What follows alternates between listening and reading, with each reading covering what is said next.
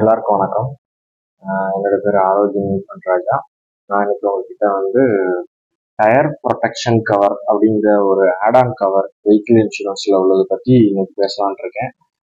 Tyre protection cover இது என்ன மாதிரியான ஒரு ஆட்-ஆன் கவர்னா, நம்ம காம்ப்ரிஹென்சிவ் பிளான் பார்த்துருப்போம், பம்பர் டு பம்பர் இன்சூரன்ஸ் பார்த்துருப்போம். இது எல்லாத்துலேயுமே வெஹிக்கிள் சம்மந்தப்பட்ட விஷயங்களுக்கு கவர் வரும். ஆனால் டயருக்கு இதுல எதுலையுமே கவரேஜ் வரவே வராது. டயருக்கு தனியாக தான் கவரேஜ் போடுற மாதிரி இருக்கும்.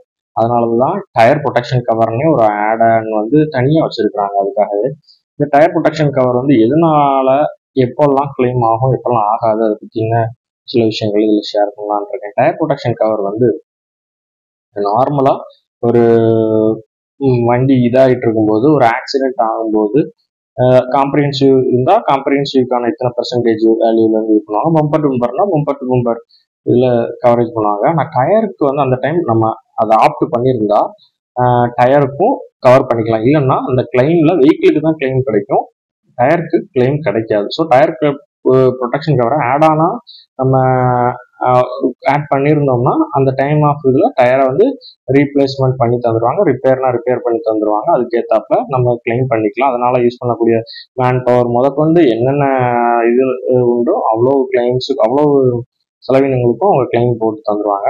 சிலர் நினைக்கலாம், சார் டயர் ப்ரொடெக்ஷன் கவர் எத்தனை வட்டி கிளைம் கிடைக்கும் அந்த மாதிரிலாம் இருந்தோம். ஆக்சுவலாக ஒரு ஆட்-ஆன் கவர், நம்ம டயர் ப்ரொடெக்ஷன் கவர் ஒரு வெஹிக்கிளுக்கு எடுத்தோம்னா 4 தடவை கிளைம் பண்ணிக்கலாம். டோட்டலாக 4 தடவை கிளைம் பண்ணிக்கலாம். அதுக்கு மேலே கிளைம் பண்ண முடியாது. அந்த tyre protection cover in case of ஒரு நார்மலா ஒரு லீகலா நடக்கக்கூடிய ஒரு கிளைம்ல மட்டும் தான் பண்ண முடியும். அதாவது இப்போ truck and drive, riding at truck and drive cover ஆகாது. அதுக்கப்புறம் ரேஸ் ஆர் ரேலி போய் அதில் டயர் டேமேஜ் ஆனால் ஆகாது. அது போக வாலண்டரியா கிளைமுக்காக அப்படிங்கிற மாதிரி போயிட்டு இது பண்ணும்போது ஏதாவது மிஸ்ஃபங்க்ஷன் இது பண்ணால் அது அப்படி கிளைம் ஆகாது. ஏன்னா அது கிளியரா சர்வர் பார்க்கும்போது இது பண்ணிடுவாங்க. இத்தனை mm 7 mmல இருந்து ஸ்டார்ட் பண்ணி இத்தனை mm வரைக்கும் தேய்மானம் இருக்கும். அந்த தேய்மானத்தை பொறுத்து அவங்க திக்னஸ் ஆஃப் த டயரை பொறுத்து த்ரெட், இன்னர் த்ரெட்டோட சென்டர்ல இருந்து எடுப்பாங்க measurement. 7 mm, 6 mm, 5 mm, 4 mm, 3 mm வரைக்கும் மினிமம் நினைக்கிறேன். அது சில கம்பெனிஸை பொறுத்து மாறும்.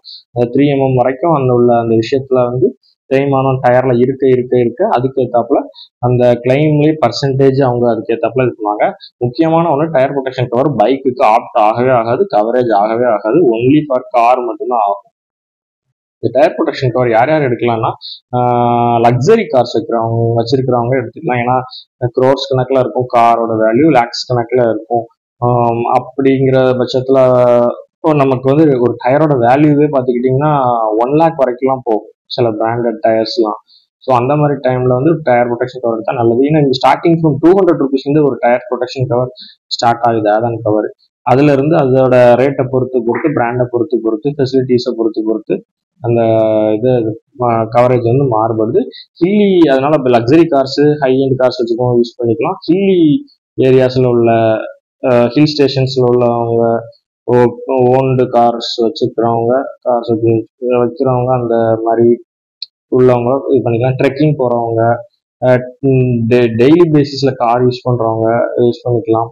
இந்த மாதிரி இது பண்ணுறவங்க மோஸ்ட்லி இந்த டயர் ப்ரொடெக்ஷன் கவர் எடுத்தால் நல்லா இருக்கும். ஸோ அவங்களுக்கு இது யூஸ்ஃபுல்லாகவும் இருக்கும். இதனால ஏற்படக்கூடிய ஒரு மேன் பவருக்கோ இல்லைன்னா இதனால ஏற்படக்கூடிய ஒரு டேமேஜஸ்க்கோ அவங்க கிளைம் பண்ணிக்கலாம். ஆனால் அந்த சில்லியா அந்த டயர் பஞ்சர் ஆயிடுச்சு அந்த மாதிரி விஷயங்களுக்குலாம் டயர் ப்ரொடெக்ஷன் கவர் கவரேஜ் ஆகாது. ஆனா பஸ்ட் ஆயிருச்சு, ரன்னிங்ல பஸ்ட் ஆயிருச்சு, உள்ள அப்படியே பல்ஜ் ஆகி வருது, வெளியில உள்ள பல்ஜ் ஆகி ப்ரொட்ரூஷன் ஆகி இதாகுது, அதனால வண்டி ரன்னிங் ஆகும்போது ஒரு வாப்ளிங் மாதிரி இருக்கும், லூப் அடிக்கும். இந்த மாதிரி விஷயங்களுக்குலாம் நம்ம இது பண்ணா இந்த ப்ரொடெக்ஷன், இந்த டயர் ப்ரொடெக்ஷன் பண்ணலாம். அந்த மாதிரி சில பிராண்டு டயரோட மேனுஃபேக்சரிங் டிஃபெக்ட் அதுக்குமே கவர் ஆகுறது. சில கம்பெனில கவரேஜ் கொடுக்குறாங்க, சில கம்பெனில கவரேஜ் கொடுக்கறது இல்லை. ஸோ மேனுஃபேக்சரிங் டிஃபெக்டா இருந்தாலும் கவரேஜ் டவுட்ஃபுல் தான்.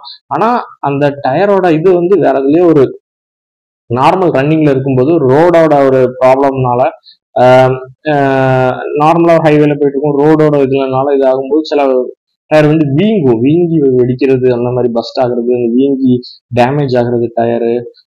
உறிஞ்சி போடுறது, உறிஞ்சி எப்படி போகும் டயர் சிலர் அது 100க்கு மேல கிலோமீட்டர் ஸ்பீட் ஹை ஸ்பீட்ல போயிட்டு இருக்கும்போது அதாவது 80 இப்போ பைபாஸ்னாலே நமக்கு ஹைவேல வந்து 80 கிலோமீட்டர் ஸ்பீடு 100 கிலோமீட்டர் ஸ்பீடு அந்த இதில் இருக்கும்போது ஒரு நார்மலாக போயிட்டு இருக்கும்போதே அந்த கிரைட்டீரியாலாம் பார்ப்பாங்க.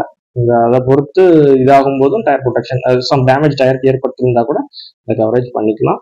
ஸோ ஆனால் டேமேஜஸ் ஆனால் இது வந்து ஆடானா இது வந்து தனியாக வாங்க முடியாது. நம்ம காம்ப்ரிஹென்சிவ் எடுக்கும்போதோ இல்லைன்னா ஒரு பம்பர் டு பம்பர் இன்சூரன்ஸ் எடுக்கும்போதோ ஆக்சுவலாக பம்பர் டு பம்பர் அதாவது 0 டிப்ரிசியேஷன் கவரே ஒரு ஆட் ஆன் கவர் தான். ஸோ வந்து அந்த காம்ப்ரிஹென்சிவ் பேக்கேஜ் எடுக்கும்போது இதை ஒரு ஆட் ஆன் கவராக எடுத்துக்கிட்டா நமக்கு டயர் ப்ரொடெக்ஷன் கவரில் வந்து இதெல்லாம் கிளைம் பண்ணிக்கலாம். இதில் பற்றி எதுவும் டவுட்டு இல்லை ஏதாவது கிளாரிஃபிகேஷன்ஸ் இருந்தால் தேங்க்யூ.